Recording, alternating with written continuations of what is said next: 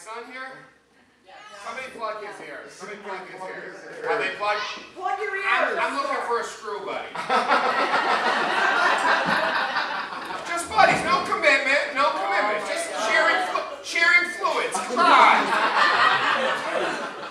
And I ain't talking Sprite either. All right.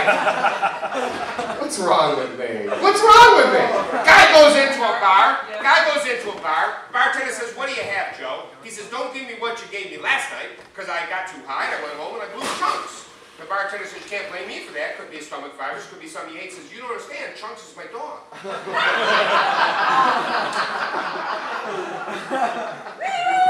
Man's best friend.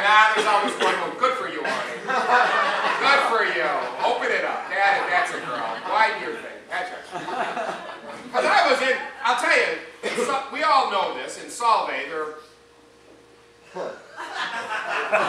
I was going through there, and there was a cow, had his head caught in a fence, and I just took a nap in my car, and two guys from Solvay looked around, they didn't see anybody, and one guy saw the cow with his head caught in the fence, and went up right behind the cow, and he started, you know, he said to his buddy, he says, "Would you like to try?" His buddy said, "I'd like to try, but I don't think I can get my head through the fence."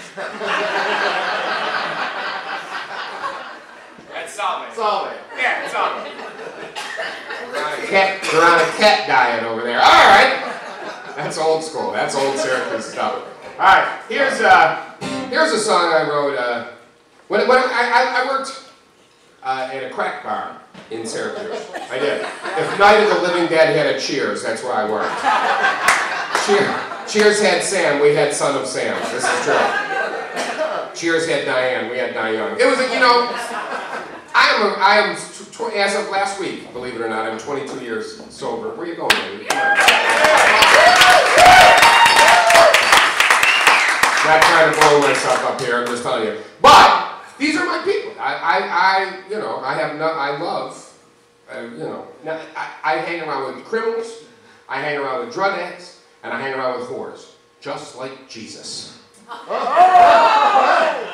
know? These are my people. I fucking love them. And I trust them infinitely more than more cops, lawyers, and politicians that I've met. That's the truth, you know?